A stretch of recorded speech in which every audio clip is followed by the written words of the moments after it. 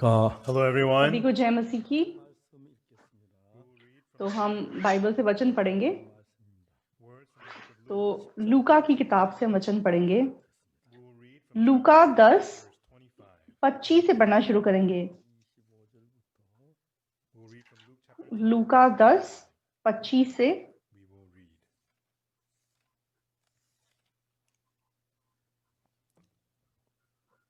어떤 율법사가 일어나 और देखो, एक व्यवस्थापक उठा 무엇을 하여 영생을 और यह कहकर उसकी परीक्षा करने लगा, हे गुरु, अनंत जीवन का वारिस होने के लिए मैं क्या करूं?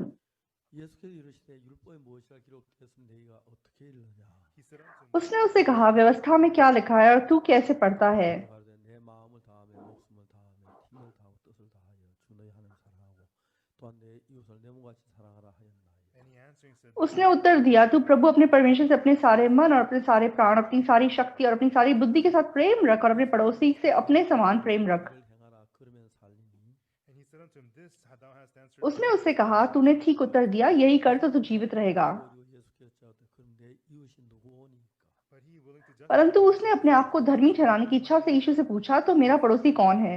어떤 사람이 예루살렘에서 여리고 내려가다가 강도를 만나며 강도들이 그 옷을 벗겨 때려 거반 주운 것을 버리고 갔다. यीशु ने उत्तर दिया, एक मनुष्य यरूशलेम से यरीहो को जा रहा था कि डाकुओं ने घेर कर उसके कपड़े उतार दिए और मार पीट कर उसे अधमरा छोड़कर चले गए। 그 길로 내려가다 그를 보고 피하여 지나가고 और ऐसा हुआ कि उसी मार्ग से एक याजक जा रहा था, परंतु उसे देख के कतराकर चला गया। 그를 보고 피하여 지나가되 इसी रीति से एक लेवी उस जगह पर आया, वह भी उसे देख के कतराकर चला गया। 어떤 사마리아인은 여행하는 중 그 길을 그를 보고 불쌍히 여기며 परंतु एक सामरी यात्री वहां आ निकला और उसे देखकर तरस खाया। 가까이 가서 기름과 포도주를 그 상처에 붓고 싸매고 자기 짐승에 태워 주막으로 데려와서 돌보아주고 उसने उसके पास आकर उसके घावों पर तेल और दाखरस डालकर पट्टियां बांधी और अपनी सवारी पर चढ़ाकर सराय में ले गया और उसकी सेवा टहल की। 주막 주인에게 주며 가로되 이 사람을 돌보아주라. 소비가 들리면 내가 돌아올 때 갚으리라 하였으니.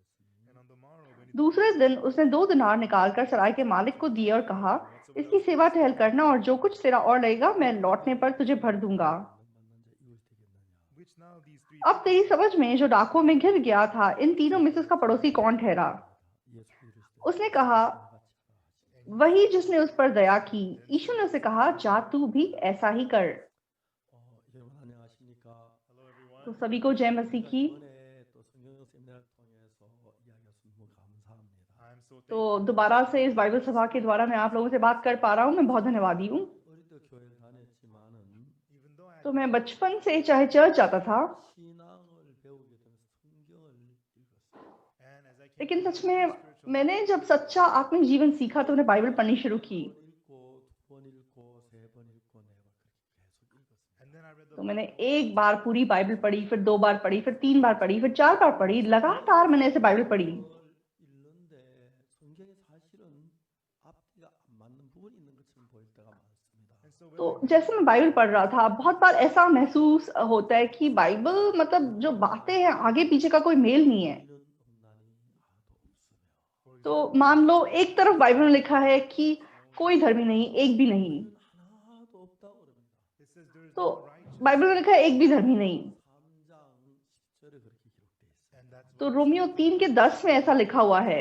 로마서 1장에 보면 뭐라고 했냐면 लेकिन रोमियो 1 में क्या लिखा है 하나님의 의가 나타나서 믿음으로 믿음에 이르게 하나니 कि सुसमाचार में परमेश्वर की धार्मिकता प्रकट है, जो विश्वास से विश्वास तक है। 오직 의인은 믿음으로 말미암아 살리라 한과 같다. और लिखा है, धर्मी जन विश्वास से जिएगा। 여기는 의인이 있네요. तो उस वचन के हिसाब से तो धर्मी है। 로마 3장에 의인 없나니 하나도 없으며 그렇게. तो रोमियो की किताब के 3 में लिखा है कि कोई धर्मी नहीं, एक भी नहीं। 3장에 보면 또 뭐라고 했냐면은 और उसके बाद याकूब की किताब 5 में क्या लिखा है 안구는 역사하는 힘이 많으리라. कि धर्मी की प्रार्थना में बड़ी ताकत है। 시편에도 의인이란 말이 많이 있습니다. और भजन संहिता में भी धर्मी शब्द का प्रयोग बहुत किया गया है। 사람들이 어떻게 생각하냐면은 तो ज्यादातर लोग कैसे सोचते हैं, 음란이 하나도 없으며 하고 기록되어 있는 걸 보고 तो वो देखते हैं कि हाँ बाइबल में लिखा है कोई धर्मी नहीं, एक भी नहीं। 있어 तो फिर बोलते हैं, अरे कौन धर्मी है? कोई धर्मी नहीं है। कौन धर्मी हो सकता है? बाइबल में लिखा है कोई धर्मी नहीं, एक भी नहीं। 한 부분만 알면 तो अगर आप बाइबल का सिर्फ एक हिस्सा देखेंगे 하나도 없다고 말합니다. तो आप बोलेंगे कि ठीक है, कोई धर्मी नहीं, एक भी नहीं। 세계적으로 기독교 굉장히 많은 종파로 나누어졌는데 तो मतलब मसीही धर्म पूरी दुनिया में बहुत सारी डिनोमिनेशंस में बटा हुआ है। 이제 한국은 장로교 안에서도 200여 개 다른 파벌이 형성돼 있다고 합니다. तो बहुत सारे डिनोमिनेशंस के अंदर और अलग अलग डिनोमिनेशन होते हैं, जैसे कि कोरिया में प्रेस्बिटेरियन चर्च है, उसके और भी डिनोमिनेशन अंदर 200 तक बटे हुए हैं। तो फिर ऐसा क्यों है, और कौन सी कलीसिया सच्ची कलीसिया है? 우리가 옳다고 난또하고 달라 장로교 나누어지고 감리교 막 교단이 나누어지면서 기독교 점점 깨어지고 있습니다. And with this, people तो मतलब इस बात पे लोग एक दूसरे से बहस करते हैं और फिर चर्च बढ़ते जा रहे हैं। इस वजह से मसीही लोग बढ़ते जा रहे हैं। 하는 건 아닙니다. I don't know. तो मैं बाइबल को पूरी तरीके से जानता हूँ, ऐसा नहीं है, 부분만 보지 아니하고 Therefore, I लेकिन मैं बाइबल का सिर्फ एक हिस्सा नहीं देखता। 계속 읽어 또 다음에 처음부터 읽고 그랬어요. but I read तो मैंने उत्पत्ति से लेके प्रकाशित वाक्य तक लगातार बार बार बाइबल को पढ़ा। 성경 약한 2-30번쯤 읽었을 때에 when तो I करीबन जब मैंने 20 या 30 बार पूरी बाइबल को पढ़ लिया through, 성경 전체의 윤곽을 알 수가 있어요. I was able to तो बाइबल का मतलब पूरी तरीके से जो आकार है वो मैं समझ पाया। 엔진이 있어 자동차 가는 힘이 되지요.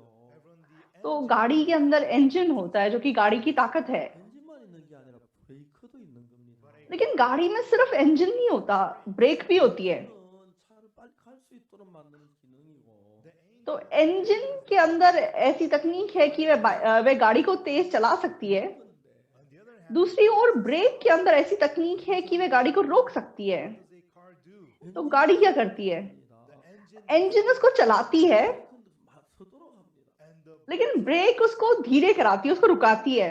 달려갈 때가 있고 서야 할 때가 있고 even though तो एक ही गाड़ी है, लेकिन कभी वो गाड़ी दौड़ती है और कभी वो रुक जाती है, it's the stop, कभी वो आगे जाती है, कभी वो पीछे जाती है। 만들어진 거죠. that is how तो ऐसे गाड़ी बनी हुई है। 구조를 알려면은 once तो अगर हमें उस प्रकार का आकार समझना है 몇몇 군데만 알아가지고 성경을 다 이해하기는 어렵습니다. just by तो बाइबल के सिर्फ एक या दो वाक्यों को उठा के आप बाइबल को समझ नहीं सकते। 창세기, 출애굽기, 레위기 쭉 길을 가서 therefore तो मैंने उत्पत्ति और निर्गमन, लेव्यवस्था लगातार पढ़ा और प्रकाशित वाक्य तक पढ़ा, फिर दोबारा से पढ़ा। 한 30번 정도 읽었을 때 when I had तो read करीबन 30 बार पूरी बाइबल पढ़ने के बाद 성경 전체의 윤곽을 어느 정도 파악이 됐습니다. I was able तो मैं बाइबल का एक आकार कुछ हद तक समझ सका। 자, 이제 로마 3장 10절에 의인은 남이 하나도 없으며 in Romans तो रोमियो 3:10 में लिखा है कोई धर्मी नहीं, एक भी नहीं। that's right सही बात है, 하나도 없었습니다. हाँ कोई धर्मी नहीं है। 우리는 다 죄인입니다. we are हम सब पापी हैं, we were born हम सब पापी पैदा हुए हैं। 그걸 믿어서 but we believe लेकिन जब हम यीशु पे विश्वास करते हैं 받고 나면은 और पापों की क्षमा प्राप्त कर लेते हैं 의인이 되는 것입니다. तो हम धर्मी बन जाते हैं। 우리는 의인이 아니라 शुरुआत से हम धर्मी ऐसा नहीं है, 하나도 없는데 शुरुआत से कोई व्यक्ति धर्मी नहीं है। 죄인이었는데 तो शुरुआत से हम सब पापी थे, 죄 사함을 받고 나면 but once you receive लेकिन यीशु मसीह के लहू से पापों की क्षमा प्राप्त करने के बाद 의인이 되는 것입니다. you become तो हम धर्मी बन जाते हैं। 받았다고 죄인으로 있는 게 옳은 게 아니고 and therefore तो कोई धर्मी नहीं, एक भी नहीं। सच में you remain a sinner ऐसा नहीं है कि हम हमेशा पापी रहते हैं, there is no righteous no not one 우리가 이제 लेकिन क्योंकि कोई धर्मी नहीं, एक भी नहीं, हम पापी हैं। 의롭게 된다는 거지요. even though we're लेकिन जब हम यीशु पे विश्वास करते हैं और पापों की क्षमा प्राप्त करते हैं तो हम धर्मी बन जाते हैं। 예수님의 신앙을 가지면 so once we have the तो अगर आपके पास स्पष्ट यीशु मसीह का आत्मिक जीवन हो 이거 죄의 시고 죄의 후손이었는데 तो हम आदम से पैदा हुए और हम पाप की संतान थे, 주님으로 한 우리의 모든 죄를 사함 받으면 but through Jesus लेकिन यीशु मसीह के द्वारा जब हम अपने पापों की क्षमा को प्राप्त कर लेते हैं 아닌 의인으로 변한다는 것입니다. we are no तो हम गंदे पापी नहीं, सच में righteous हम धर्मी बन जाते हैं। 그것은 saying there is no righteous तो कोई धर्मी नहीं, एक भी नहीं का मतलब क्या हुआ? it means there's no उसका कहने का मतलब है कि कोई ऐसा नहीं है जो पाप नहीं करता, हर मनुष्य ने पाप किया है, लेकिन वो व्यक्ति अगर यीशु मसीह के लहू से सामर्थ पाएगा और पापों की क्षमा प्राप्त करेगा, तब वो धर्मी बन जाता है, तो वो पवित्र हो जाता है, तो वो एक संत बन जाता है। 만 기울어지면 तो अगर आप सिर्फ एक तरफ ही बाइबल की ओर झुकेंगे, तब मतलब समझने में मुश्किल होगी। 신앙에 보면은 재밌는 게 So the interesting thing about तो हमारे आत्मिक जीवन में एक बहुत मजेदार बात क्या है, 뭐라고 말하면 what does it say इफिसियों 2 में क्या लिखा हुआ है? 너희가 2장 8절에 in chapter 2? इफिसियों 2 के 8 में 그 은혜를 인하여 믿음으로 말미암아 구원을 얻었나니 이것이 너희에게 난 것이 아니요 하나님의 선물이라. For by grace क्योंकि विश्वास के द्वारा अनुग्रह ही से तुम्हारा उद्धार हुआ है, और ये तुम्हारी ओर से नहीं वरन परमेश्वर का दान है। and then verse 9 और 9 में क्या लिखा है?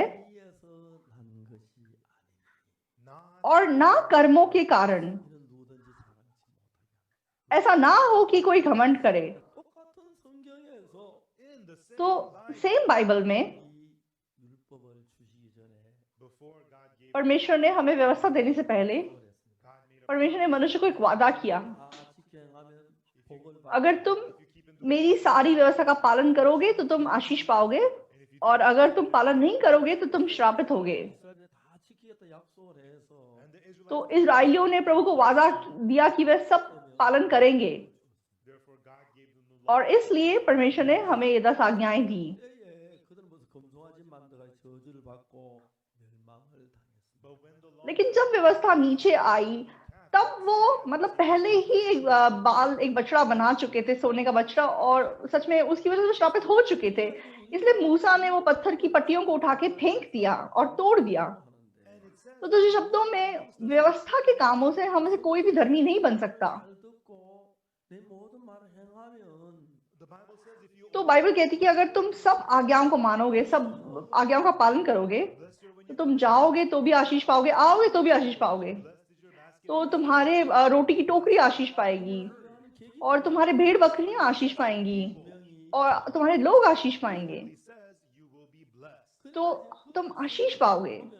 so when you look at तो जब आप बाइबल के इस वचन को देखोगे, 하고 열심히 행해 진실에 해야 한다고 생각합니다. people think तो हमें लगता है कि हाँ, हमें वफादारी से इस व्यवस्था का पालन करना पड़ेगा, तभी हम आशीष पा सकेंगे।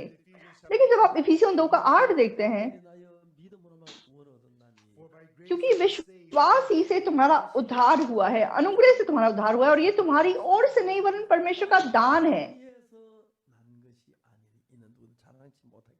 not और ना कर्मों के कारण, ऐसा ना हो कि कोई घमंड करे। 신앙은 행위로 되어지지 않는다는 거죠. it is telling तो us दूसरे शब्दों में आत्मिक जीवन हमारे कर्मों से नहीं है। 그래서 신앙이 된다는 건 아니라는 것이. it means that तो दूसरे शब्दों में हम कुछ अच्छा करेंगे और आत्मिक जीवन अच्छा चलेगा, ऐसा नहीं है। 아무 상관이 없다고. it means our तो हमारे आत्मिक जीवन का यीशु मसीह से हमारे कामों से कोई नाता नहीं है। 이건 무슨 얘기예요? but us becoming righteous लेकिन हम धर्मी बनाए गए, इसका मतलब क्या हुआ? does it mean इसका मतलब हमने पाप करना छोड़ दिया, या पाप हम करते रहे तो भी ठीक है? 굉장히 많이 혼돈스러워하는 부분이 많습니다. there's a lot तो इस बारे में बहुत लोग मतलब कंफ्यूजन में रहते हैं। for तो example मैं आपको एक उदाहरण देता हूँ। concerning the law तो व्यवस्था के बारे में, 율법을 주다 하나님 열심히 지키면 복을 받는다고 그랬습니다. and when God तो gave us परमेश्वर ने कहा है कि जब तुम इस व्यवस्था का पालन करोगे तो तुम आशीष पाओगे। 율법을 지키는 행위를 말하는데 and so we're talking लेकिन जहां तक व्यवस्था को पालन करने का सवाल है, 행위로 그의 앞에 어렵다 하지만 얻을 육체가 없다고 그럽니다. it says तो वचन कहता है कि व्यवस्था से के कामों से कोई उसके सामने धर्मी नहीं ठहरेगा। 그 앞에 어렵다 하지만 얻을 육체가 없다면 तो अगर व्यवस्था के कामों से कोई उसके सामने धर्मी नहीं ठहरेगा, 율법을 지키란 말입니까? 지키지 말란 이야기입니다. well then तो हमें क्या बोलने की कोशिश गई है? व्यवस्था का पालन करो या मत करो। 난 얘기예요. तो क्या इसका मतलब ये हुआ हम व्यवस्था का पालन ना भी करें तो भी ठीक है? 한다고 but you got to या फिर हमें बताया गया कि व्यवस्था का पालन करो, but keeping the law तो व्यवस्था का पालन करने का मतलब कर्म हो गया। but spiritual लेकिन आत्मिक जीवन कर्मों से नहीं है, ये लिखा हुआ है। 많은 문제에 혼돈을 가지고 있습니다. and with this तो बहुत लोग कंफ्यूजन में गिर जाते हैं। 성경 한 부분을 보고 so when you look at तो इसलिए बाइबल की सिर्फ एक हिस्से को देख के, for तो example उदाहरण के लिए मैं आपको बताता हूँ। 조회가 있습니다. there is तो the एक सेवेंथ डे एडवेंटिस्ट करके चर्च होता है, 안식일을 열심히 지키면 복을 얻는다고. They say तो वो कहते हैं कि अगर आप सप्त के दिन को मानोगे तो तुम आशीष पाओगे। 십계명을 지키고 안식일을 지키면 복을 얻는다고. if you keep the Ten तो Commandments, अगर आप 10 आज्ञाओं को मानोगे और सप्त के दिन को मानोगे तो आप आशीष पाओगे। 이건 안식일에 대해서 좀 성경 읽어보면은 not everyone. लेकिन अगर आप सप्त के दिन में बाइबल को पढ़ोगे 우리가 생각하는 거 전혀 다르다. It's तो completely. जो हम सोचते हैं उससे बिल्कुल अलग है। 난 여러분 혼돈하게 하려고 하는 게 아닙니다. Excuse me, everyone. I'm not. मैं माफी चाहता हूँ, मैं आपको कंफ्यूज करने की कोशिश नहीं कर रहा हूँ। What I'm trying मैं आपको क्या बताने की कोशिश कर रहा हूँ? 엄마 봐서. that you should not. मैं आपको ये बताने की कोशिश कर रहा हूँ कि आपको बाइबल का एक हिस्सा सिर्फ नहीं देखना है। I'm not. मैं ये नहीं बोल रहा हूँ कि मैं कुछ अच्छा कर चुका हूँ, 그냥 창세기 요한계시록 계속 수없이 읽었어요. But I तो read मैंने अनगिनत बार लगातार बाइबल को शुरू से लेकर अंत तक पढ़ा। 성경 전체를 다 읽어보면 전체가 딱 맞아서 하나의 작품을 만드는데 when you read the तो Bible, जब आप बाइबल को शुरू से अंत तक पढ़ेंगे तो मतलब एक से दूसरी बातें कैसे जुड़ी हुई है आपको समझ में आएगा।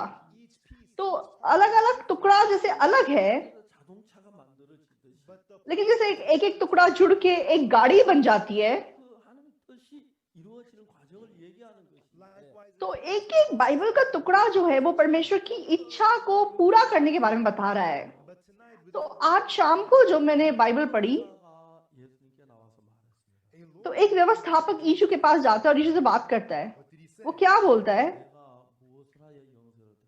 Master, what shall I do? तो अनंत जीवन का वारिस होने के लिए मैं क्या करूं?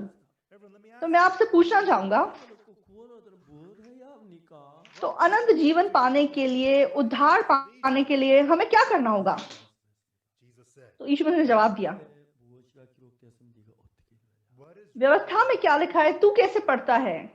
율법에 제일은 내 앞에 다른 신 두지 마라. in the law, the first व्यवस्था में लिखा है कि हाँ तुम किसी और देवता की पूजा मत करना, take the Lord thy God. तुम परमेश्वर का नाम व्यर्थ मत लेना, तुम सब्त को मानना, तो तुम अपने माँ बाप का आदर करना, तुम खून मत करना, तुम व्यभिचार मत करना, चोरी मत करना और लालच मत करना और झूठी गवाही मत देना। Do these and ye shall be blessed. तो आप ये सब करना और तुम आशीष पाओगे। 그때 저는 성경 읽으면 출애굽기 19장에서 And everyone, if you read the Bible, तो अगर आप बाइबल को निर्गमन 19 पढ़ेंगे 시켜서 복을 얻으라고 주셨다고 말합니다. people say that तो लोग कहते हैं कि परमेश्वर ने व्यवस्था इसलिए दी कि हम उसको माने और उसका और मतलब आशीष पाएं। ऐसा लगता है बाहरी रूप से, 있습니까? but is there any लेकिन क्या दुनिया में कोई ऐसा है जिसने पूरी व्यवस्था का पालन किया? not? तो दुनिया में एक भी ऐसा नहीं है। 율법을 지켜서 의롭게 될 수가 없습니다. We cannot. तो व्यवस्था का पालन करके हम धर्मी नहीं बन सकते। 지켜서 복을 얻을 수 없습니다. We cannot. व्यवस्था का पालन करके हम आशीष प्राप्त नहीं कर सकते। 로마서 3장이 뭐라고 말하면 And what? तो रोमियो 3 में क्या लिखा है? 자 성경을 조금 읽어보면 로마 3장 한번 찾아보겠습니다. Let's search the Bible. तो हम बाइबल थोड़ा पढ़ते हैं। रोमियो 3 को एक बार देखते हैं।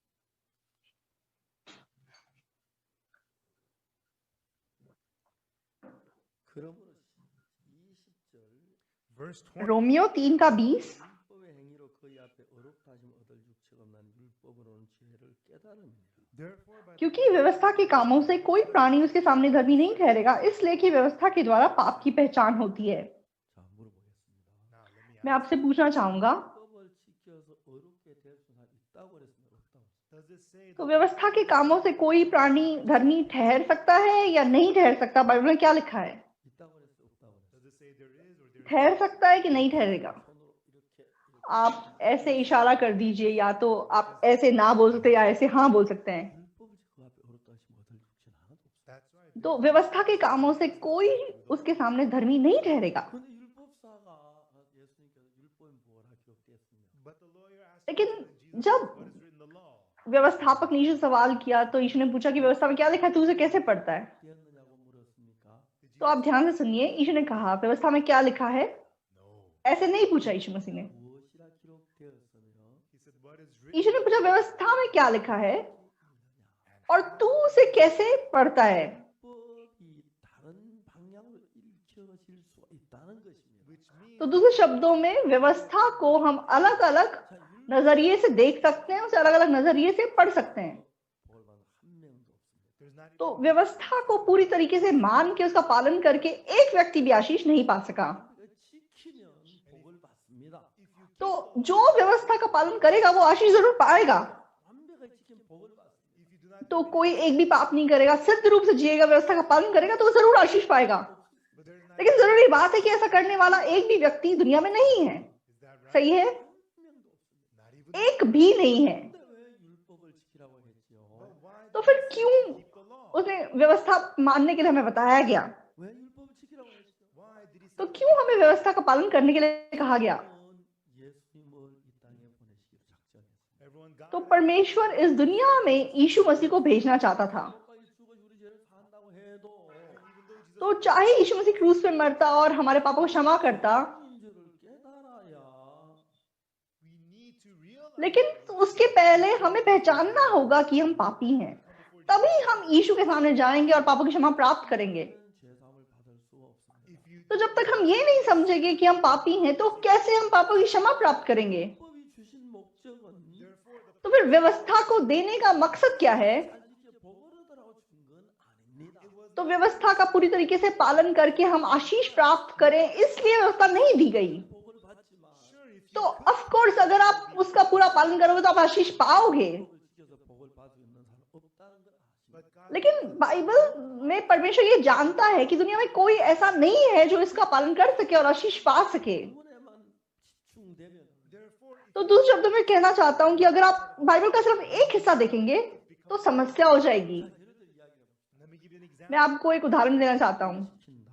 keep the हाँ, सप्त के दिन को मानना you'll be तो तुम आशीष पाओगे। 조회가 있습니다.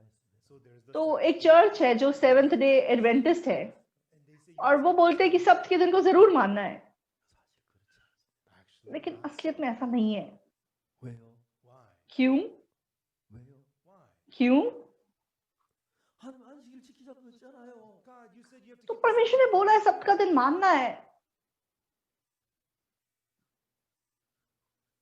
안식일 지키는데 왜 문제가 됩니까? you said to keep तो सप्त के दिन मानने को जो बोला गया है तो फिर क्यों मानना नहीं है? 문제가 됩니다. it's a तो problem प्रॉब्लम है एक।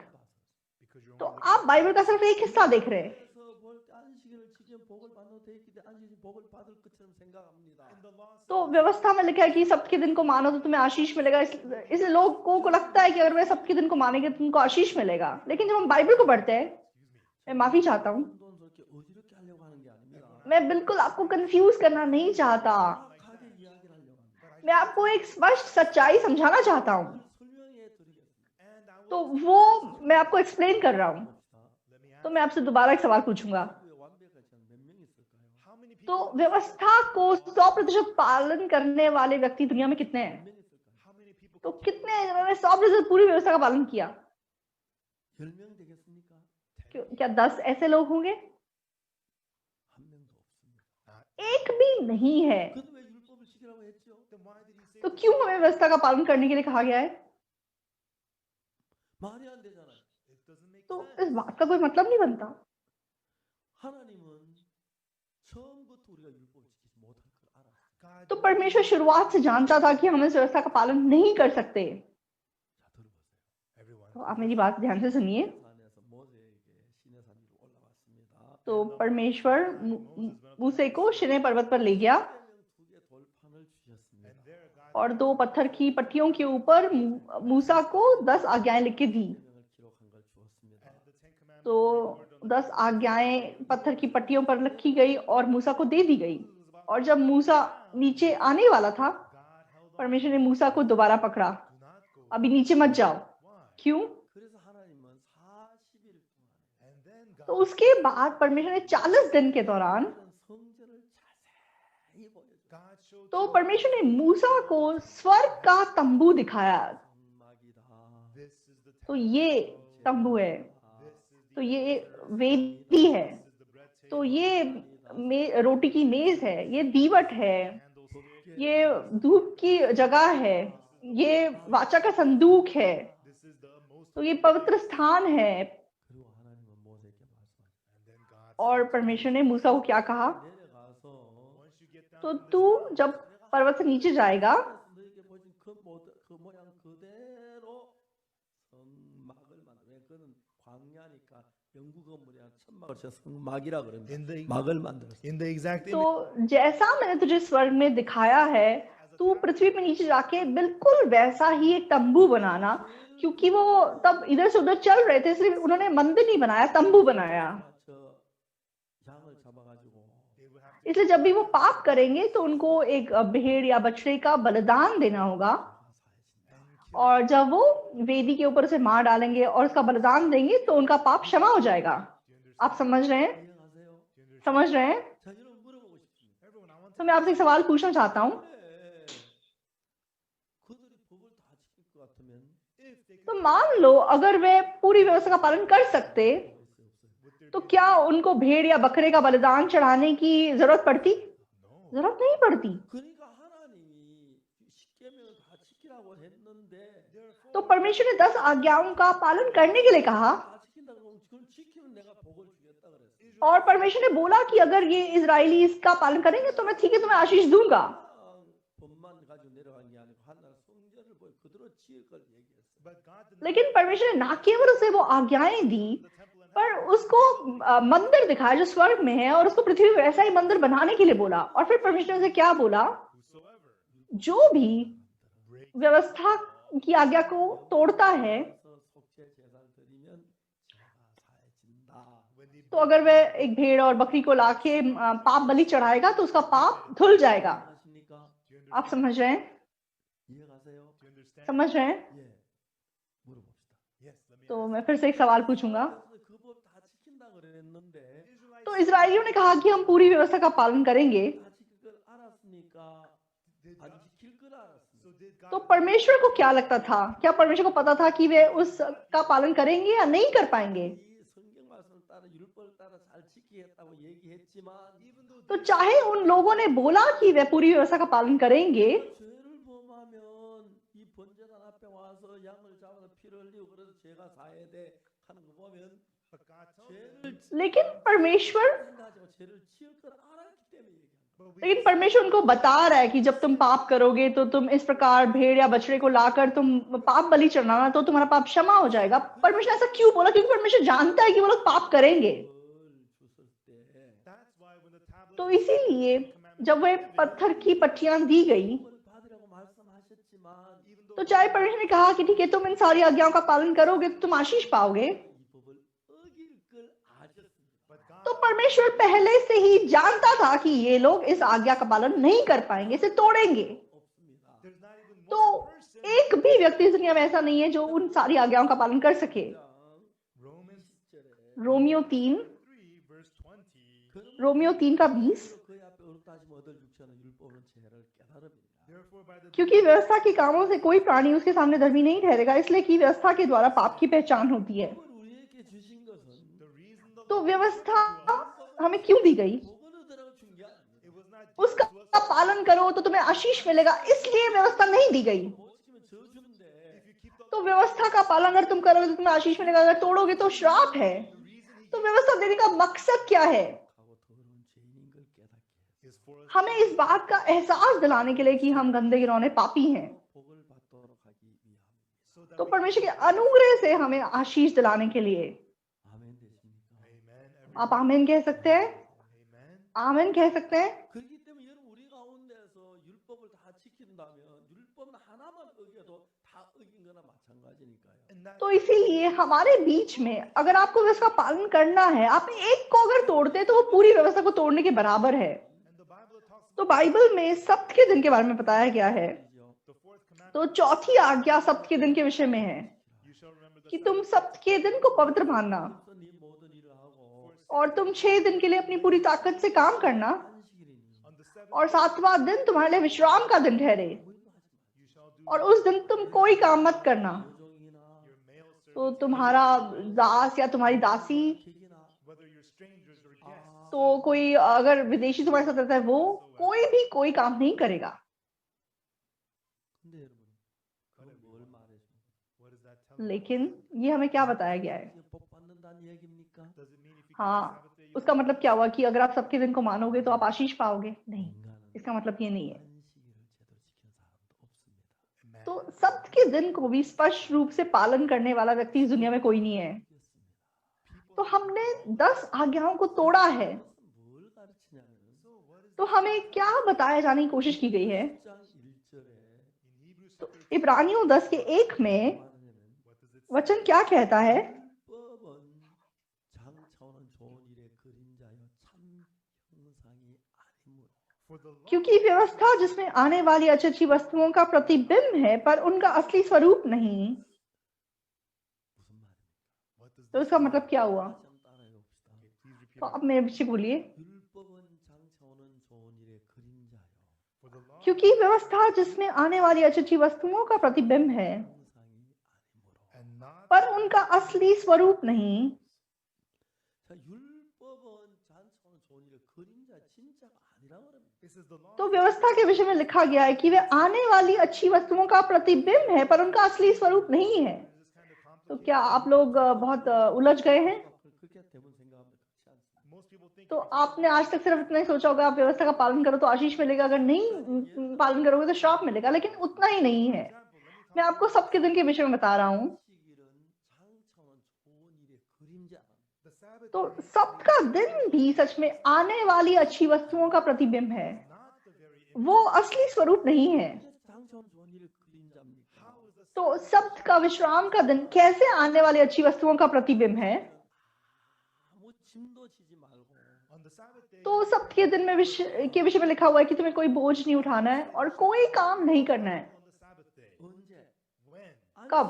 on the Sabbath सब्त के दिन, विश्राम के दिन। 안식일은 유대 나라에는 하루가 해가 지면 새 날이 시작됩니다. everyone in the country तो, of Judah though day इस- begins on the यहूदा के देश में जब मतलब सूरज sunset that's one day सूरज उगता है तो नया दिन शुरू होता है, जब सूरज डूबता है तो दिन खत्म हो जाता है। तो फ्राइडे शाम को जब सूरज डूबता है तब सबका दिन शुरू हो जाता है, और कब तक? 해질 때까지. Saturday evening अगले दिन सूरज के डूबने तक। समझ रहे हैं? 안식일은 아무 짐도 지면 안 됩니다. and but on the लेकिन Sabbath day you can't सब्त के दिन के विषय में कहा गया है कि आपको कोई बोझ नहीं उठाना है। your male तो servant तुम्हारा दास, तुम्हारी दासी, 문안에 요한의 계기가 또 일하지 마라. no your stranger तो your guest your तुम्हारे साथ जो विदेशी हैं, कोई भी है, वो काम नहीं करेंगे। 그거 고통하고 있다가 and so your तो मान लो हमने बहुत बोझ उठा हुआ और मैं पीड़ा में हूँ, कष्ट में हूँ, 실력선 해가 걸립니다. but on the Friday और जब दिखाई देता है कि हाँ फ्राइडे को सूरज डूबने वाला है, अरे सूरज डूबने वाला है, हाँ ये दिन खत्म होने वाला है, 그러면은 안식일이 되는 것이죠. once the sun और जैसे ही सूरज डूब जाता है तो सबका दिन शुरू हो जाता है। 모든 짐을 벗었다. then you तो वो अपना सारा बोझ नीचे रख सकते हैं। 아이고 뭐가 소문이 났네. oh it was ओ कितना अच्छा लग रहा है, कितना हल्का लग रहा है, 즐거운에 कितना आराम महसूस हो रहा है। 안식일인 것입니다. that is the Sabbath तो ये सब्त का दिन है। 가르치니까 तो ये हमें क्या बता रहा है? 안식일은 그냥 뭐 영원한 법이 아니야. 그건 하나의 율법인데 그거는 Sabbath day is not an सब्त का दिन कोई अनंत काल की मतलब व्यवस्था नहीं है, 인자라는 것이. it says that the law लेकिन व्यवस्था के विषय में लिखा हुआ है कि व्यवस्था आने वाली अच्छी वस्तुओं का प्रतिबिंब है। 그림자냐. this law is तो किस चीज की छाया है, किस चीज का प्रतिबिंब है? everyone we should तो हमें बाइबल को सिर्फ एक तरफ से नहीं देखना है, 쭉 보면 어떤 데는 죄인이 의인은 없다고 돼 있고 if you look on one side of the क्योंकि बाइबल को आप सिर्फ एक तरफ देखोगे तो एक जगह लिखा हुआ है कि कोई धर्मी नहीं है और दूसरी ओर लिखा हुआ है कि धर्मी है, और आप मतलब कंफ्यूज हो जाओगे। but when you read लेकिन जब आप पूरी बाइबल को पढ़ेंगे 죄인이었는데 we were all तो sinners मूल रूप से हम लोग सब पापी थे, 받으면 but he लेकिन यीशु मसीह के लहू से जब हम पापों की क्षमा पा लेते हैं 된다. 그거를 가르쳐. तो हम धर्मी बन जाते हैं।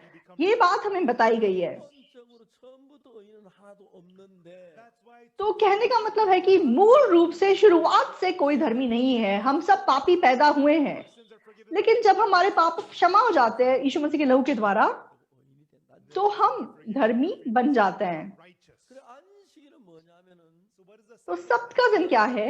일서 일을 하고 for 6 days you तो labor 6 दिन तुम पूरी मेहनत से काम करो 모든 짐을 내버리고 और 7वें दिन and 짐을 on the 7th day मतलब हम अपना सारा बोझ नीचे रख सकते हैं और आराम कर सकते हैं। 그림자야. this is a तो shadow ये किस चीज की छाया है? 그 그리스도의 그림자. the ये shadow यीशु मसीह की छाया है। 안식일은 뭘 가지 예수님을 가리키는데 the Sabbath तो day विश्राम का दिन, सब्त का दिन यीशु को दर्शाता है।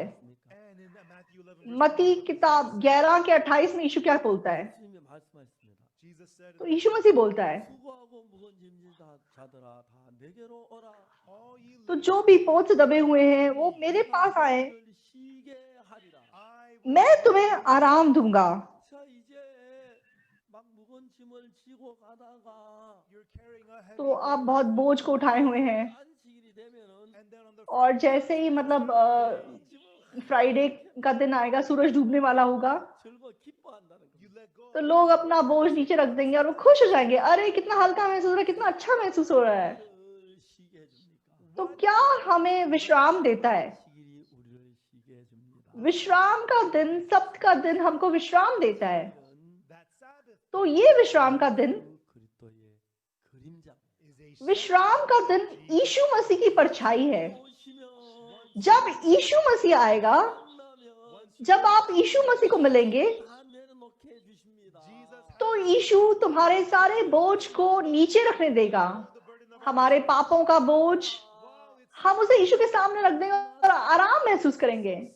और कितना अच्छा है, कितना विश्राम महसूस हो रहा है। 것입니다. God ये समझाने के लिए परमेश्वर ने विश्राम का दिन, सब्त का दिन बनाया। 그냥 밟은 그거는 성경을 몰라서 그렇게 되어진 겁니다. when people तो ये ना जानकर लोग मेहनत से, मतलब लगन से सब्त के दिन का पालन करने की कोशिश करते हैं, क्योंकि बाइबल को नहीं समझते। इसको और स्पष्ट रूप से समझने के लिए कुलूसियों की किताब को देखेंगे। 2장 कुलूसियों 2 16절. verse 6 कुलूसियों 2 का 16, 고린도 2장 16절을 다 같이 읽어봅시다. let's read 2 का 16 हम साथ साथ पढ़ेंगे। together. 시작. 그러므로 먹고 इसलिए खाने पीने या पर्व या नए चांद या सबके विषय में तुम्हारा कोई फैसला ना करे, 하지 못하게 Or the 하라. Newman or the Sabbath days. 그러니까 안식이나 월세 이걸 가지고 막 이랬다 저랬다 막 편하지 마라. And so don't तो वचन कहता है कि सब्त के विषय में, सब्त के दिन के विषय में, चांद के विषय में एक दूसरे का फैसला मत करो। क्यों? 17 में क्या लिखा है? 장래일의 그림자이나 몸은 그리스도의 것이라. which are a क्योंकि ये सब आने वाली बातों की छाया है, पर मूल वस्तुएं मसीह की हैं। 그림자가 생기는데 Everyone, when you come तो जब हम there's your shadow. ज्योति के सामने जाते हैं तो हमारी छाया बनती है। 내 몸의 그림자는 That shadow तो वो छाया मेरे शरीर की छाया है। 예수님이 오시기 전에 God तो परमेश्वर ने यीशु मसीह को भेजने से पहले, 그림자로 예수님 오면 이러이러한 일이 일어날 그걸 가르치기를 원했습니다. before Jesus तो परमेश्वर यीशु को भेजने से पहले छाया के द्वारा यीशु को प्रकट करना चाहता था। 하나가 이제 안식일인데 and one of those तो उसमें से एक चीज सब्त का दिन है। 내려놓는 것처럼 on the Sabbath तो day जिस प्रकार सब्त के दिन हम अपना सारा बोझ नीचे रख देते हैं, 만나면 likewise तो when जब हम यीशु मसीह को मिलते हैं 죄의 짐을 벗고 진짜 평안하게 자유롭게 산다.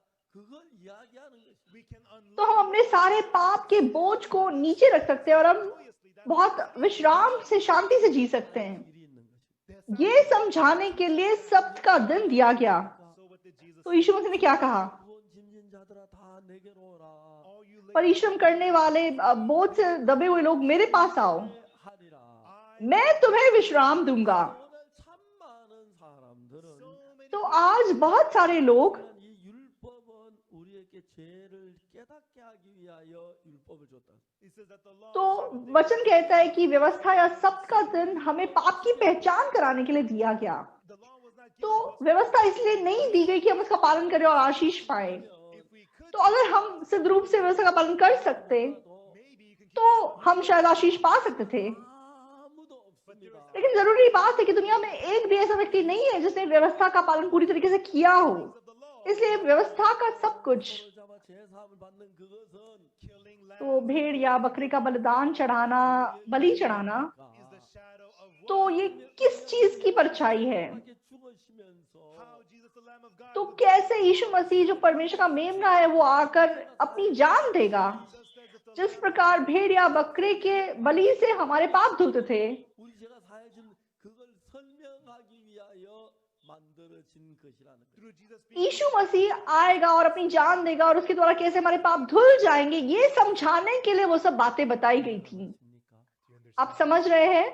이해가세요? Do you understand? आप समझ रहे हैं? 예, 이해가십니까? Yes. ऐसे समझ, इशारा कीजिए अगर समझ रहे हैं। It is to explain that to तो ये हमें समझाने के लिए बताया गया है। 때로는 우리는 율법을 지키려고 애를 쓰는 것입니다. but we लेकिन हम कोशिश करते हैं व्यवस्था का पालन करने की। 그럼에도 죄인이 됩니다. if you break व्यवस्था की एक भी आज्ञा को अगर आप तोड़ेंगे तो आप पापी हैं। 하나도 안 범하고 뭐다 범하고 좀 더 착하게 좀 몇 개 지켰다고 착하다 그 말이 안 You 됩니다. know, you break the laws over. लेकिन आपने व्यवस्था को तोड़ दिया और आप कुछ अच्छे काम करते हैं तो कोई बात नहीं, वो पूरा हो जाएगा, ऐसा नहीं है। 법 이것들은 And so killing lambs. तो व्यवस्था के अनुसार बकरों और बछड़ों की बलि चढ़ाना 모든 짐을 벗고 자유를 누린 것처럼 쉬는 और 것처럼 जिस प्रकार सबके दिन आप अपना सारा बोझ नीचे रख सकते हैं और विश्राम कर सकते हैं, 우리 죄를 못 박여 죽으심으로 우리를 모든 죄 자유케 하는 그것을 깨우쳐 주기 위하여 만들어진 것입니다. All of these things were तो made. ये सारी चीजें इसलिए बनाई गई कि हम पहचान सके कि यीशु मसीह जब क्रूस पे चढ़ाया जाएगा तब हम अपने पापों से आजाद हो जाएंगे। Therefore, the lawyer तो asked, ये व्यवस्थापक यीशु मसीह से क्या पूछ रहा है? 만들어드리니까. good master, what अनंत जीवन का वारिस होने के लिए हम क्या करें? 라고 질문하셨으니까 right then? लेकिन यीशु मसीह ने क्या सवाल किया? 왜 무엇이라 기록되었으며 What is written in the व्यवस्था में क्या लिखा है 어떻게 읽느냐. and how? और तुम इसको कैसे पढ़ते हो? What does this तो mean? इसका मतलब क्या हुआ? 이렇게도 읽을 수 있고 저렇게도 읽을 수 있다는 뜻을 가르쳐 말하고 계시죠. It means तो इसका मतलब ये हुआ कि व्यवस्था को तुम ऐसे भी पढ़ सकते हो या वैसे भी पढ़ सकते हो। 자세히 보면 그렇게 돼 있습니다. and when you look at the तो Bible, अगर आप बाइबल को ध्यान से देखेंगे तो बाइबल ऐसी है।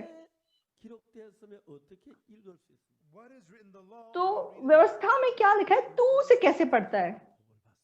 If you keep the law, व्यवस्था को अगर आप पालन करोगे तो आप आशीष पाओगे, 복을 받은 사람 한 명도 없습니다. but there's लेकिन उसको सिद्ध रूप से पालन करके आशीष पाने वाला एक व्यक्ति भी नहीं है। आप आमीन कह सकते हैं? 다만 하나의 그림자입니다. this is just तो वो सिर्फ एक छाया है। 중요한 건 예수님이 오셔서 수원 원심자들아 다 내가 너를 쉬게 하리라 그랬기 you know 때문에 Jesus. He said, तो जैसे यीशु ने कहा कि जो परिश्रम करने वाले हैं, जो बोझ से दबे हुए हैं, मेरे पास आओ, मैं तुम्हें आराम दूंगा। once we come जब before हम यीशु के सामने जाते हैं 죄 사함을 받고 we receive the तो हम forgiveness of sins यीशु के लहू के द्वारा जो क्रूस पर उसने बहाया उसके द्वारा हम पापों की क्षमा प्राप्त करते हैं 죄를 벗고 쉬는 क걸 가리켜 말하는 and we 것입니다. get tired. और हम अपने सारे बोझ, अपने सारे पापों से विश्राम कर सकते हैं। ये हमें समझाया गया है। Amen. क्या आप आमीन कह सकते हैं? 우리는 성경을 잘 몰라가지고 But everyone, लेकिन क्योंकि बाइबल को लोग समझते नहीं हैं, 계속 치우치고 있습니다. we look at इसलिए एक तरफ से बाइबल को देखते हैं, एक तरफ की ओर झुकते हैं। 성경은 어떤 특별한 곳 아무것도 읽을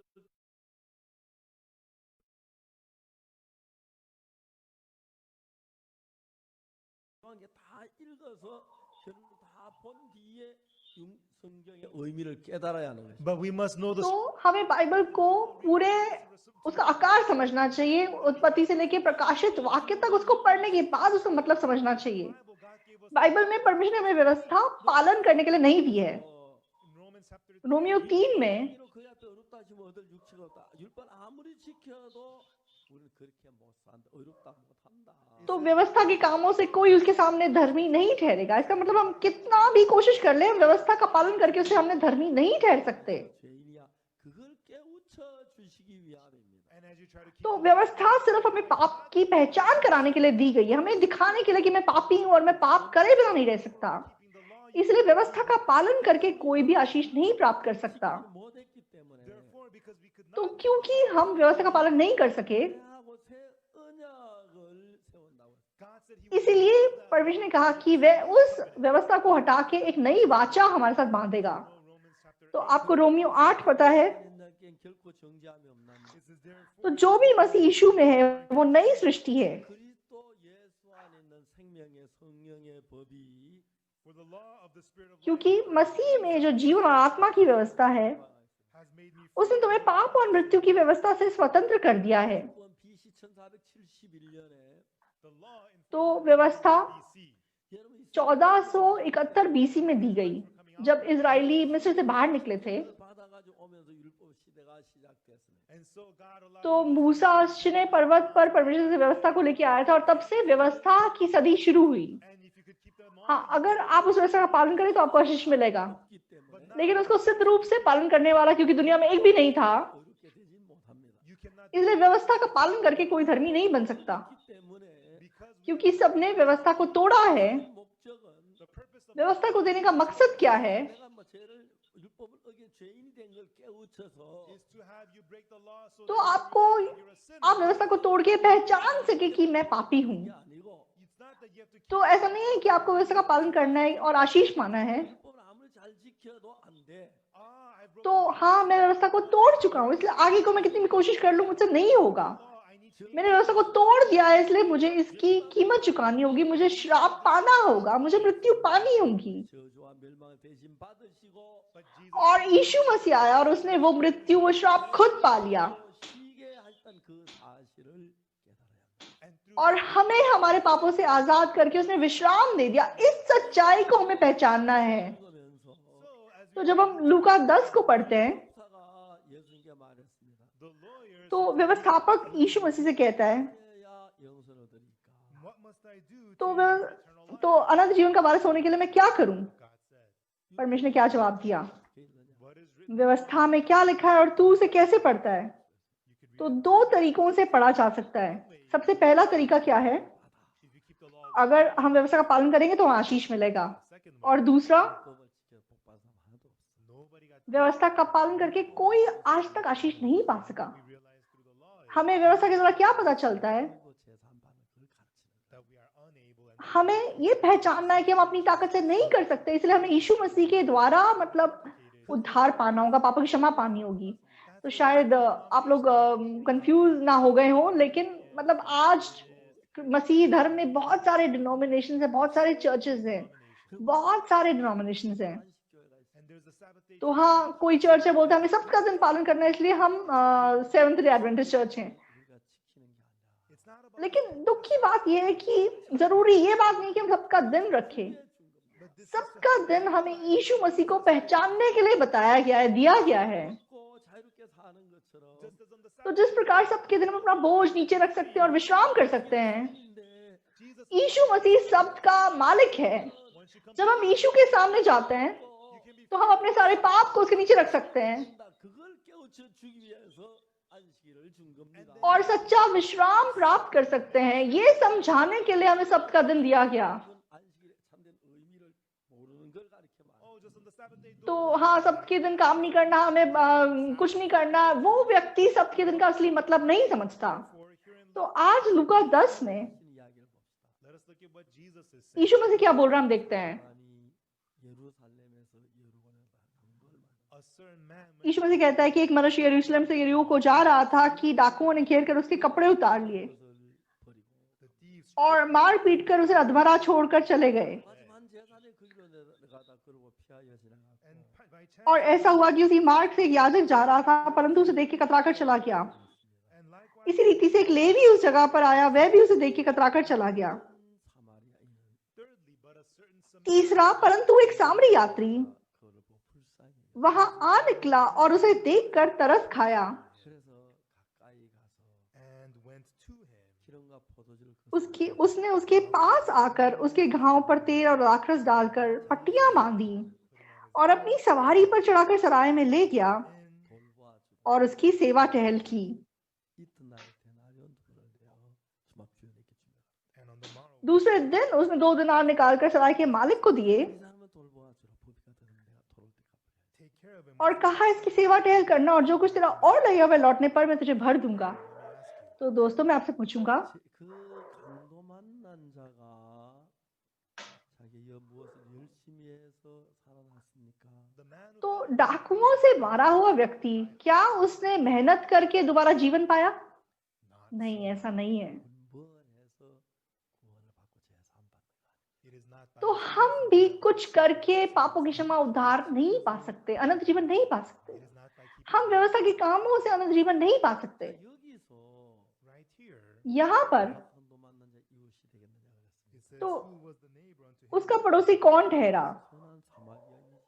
it's the good Samaritan हाँ, भला सामरी। 선한 사마리아 누굽니까? 우리가 그렇게 되란 얘기입니까? who is the तो भला सामरी कौन है? क्या हमें बताया गया कि हमें ऐसे करना है? 율법사 자비를 베푸자.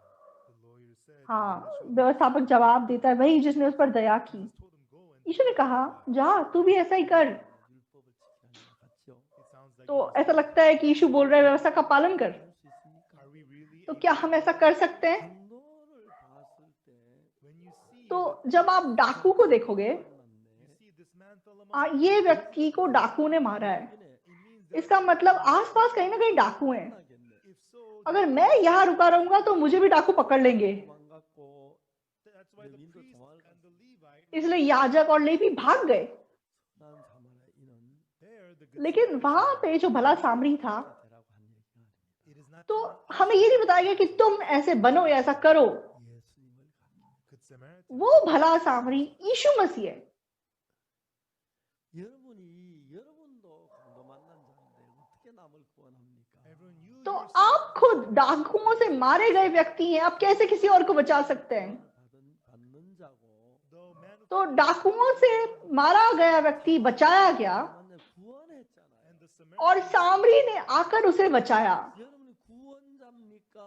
피구원자입니까? are you the तो savior? आप किसी को उद्धार देने वाले हैं या फिर आपको उद्धार की जरूरत है? 착각합니다. Ever many तो people लोग बाइबल को पढ़ के बहुत गलत समझते हैं। 이것은 아이 그렇게 해야지. they think हाँ, हमें सामरी के समान मतलब प्रार्थना मतलब अपने पड़ोसी को प्यार करना है। 이 여기는 예수님만 할 수 있는 this 일입니다. is only तो अपने पड़ोसी को अपने से अधिक प्यार करना कौन कर सकता है? सिर्फ यीशु मसीह कर सकता है। हाँ, इसको डाकुओं ने 되겠네. there might be इसको डाकुओं ने मार दिया। यहाँ पे आसपास डाकू होंगे, अगर मैं यहाँ रुका रहूंगा तो मुझे भी मेरी भी जान चली जाएगी। 짝인데 और अभी सूरज डूबने वाला है, यहाँ मतलब भेड़िए भी आ सकते हैं। 뜯어먹어도 뭐 자기가 다 죽고 하는데 뭐 무슨 방법이 있습니까? and the wolves तो अगर ऐसा होगा भी, जो डाकुओं से मारा गया व्यक्ति है वो कुछ नहीं कर सकता। 우리를 구원할 수가 없습니다. the man who fell among डाकुओं से मारा गया व्यक्ति खुद को नहीं बचा सकता। 우리를 구원할 수가 없습니다. likewise उसी प्रकार हम भी अपने आप को नहीं बचा सकते, no matter how much हम कितनी भी कोशिश क्यों ना कर लें। 구원을 받을 수가 없습니다. with our हमारे कामों से हम कभी भी उद्धार नहीं पा सकते। 필요한 것입니다. इसीलिए हमें उद्धारकर्ता की जरूरत है। 마리아인이 아니고 we are not the तो हम भले सामरी नहीं हैं, 예수님을 가리키고 भला सामरी यीशु मसीह है। 강도 만난 자가 바로 हम डाकुओं से मारे हुए व्यक्ति हैं, वो हमारी परछाई है। 이해하십니까? आप समझ रहे हैं? 많은 사람들은 तो बहुत सारे लोग they're arrogant घमंड करते हैं। 했으면서도 even though they've broken तो चाहे उन्होंने व्यवस्था को तोड़ा है, 복을 받을 줄 생각. they think that if they उनको लगता है कि अगर वे कोशिश करेंगे तो व्यवस्था का पालन कर लेंगे। you cannot even break one आप व्यवस्था का एक नियम भी नहीं तोड़ सकते, वो उसकी मांग है। but we've already broken the law और आप उसको क्योंकि तोड़ चुके हैं, अगर आगे को आप व्यवस्था का पालन करना शुरू करें भी, जो एक बार उसको तोड़ चुका है वो सिर्फ श्रापित ही हो सकता है। 예수님이 필요한 것입니다. that is why इसीलिए हमें हमारे उद्धारकर्ता यीशु मसीह की जरूरत है, जो हमें उद्धार दे। here the तो यहाँ बहुत जरूरी बात क्या है? 이 이야기를 통해서 우리가 어떻게 구원받는 그 모양을 설명해 주고 있습니다. Jesus तो यीशु मसीह सच में इस कहानी के द्वारा हमें दिखा रहा है कि कैसे वो हमें बचाता है। the man who fell among thieves डाकुओं से मारा गया व्यक्ति, 내려가다가 he was going from तो वो यरूशलेम से यरीहो की ओर जा रहा था। fell among रास्ते में वो डाकुओं से मिला he was stripped और उसके कपड़े उतार लिए गए। the robbers beat डाकुओं ने उसे मारा, पीटा and they departed leaving और सच में वो उसे अधमरा छोड़ के चले गए। 자기를 구원할 수 있습니까? could he labor तो क्या वे अपनी मेहनत या कोशिश से खुद को बचा सकते हैं? 좀 있으면 밤이 오고 soon it's going तो to be कुछ देर में रात होने वाली है। 그들이 와서 जब रात हो जाएगी तो भेड़िए वहां आएंगे 뜯어 먹을 겁니다. and they will और वे उसके शरीर को फाड़ के खा जाएंगे। 그래서 구원받는 게 아니라 it is not वो व्यक्ति अपनी मेहनत से नहीं बच सकता। 아니하면 जब तक कोई आकर उसे बचाएगा नहीं, he will be devoured तो वो सिर्फ भेड़ियों का खाना बन सकता है, वो सिर्फ मर सकता है। 쓰는 길이 없습니다. that's all उसके पास सच में जिंदा रहने का कोई रास्ता, कोई तरीका नहीं है।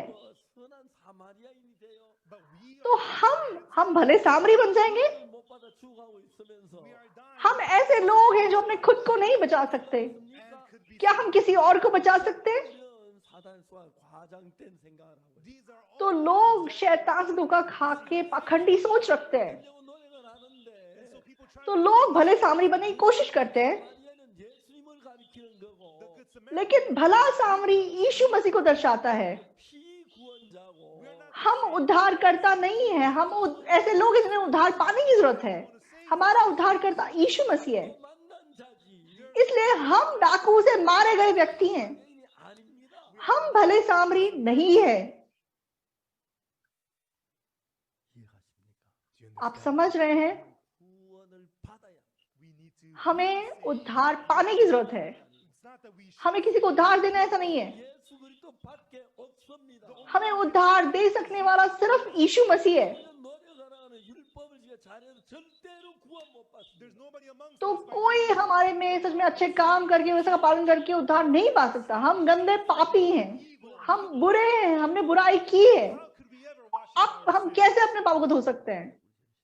only Jesus यीशु मसीह को छोड़ हमारे पापों को धोने वाला और कोई नहीं है। 율법을 우리가 죄인인 걸 깨닫고 the law is for us to realize व्यवस्था सिर्फ हमें पाप की पहचान कराता है, our labor will not do क्योंकि हमारी मेहनत से नहीं हो सकता।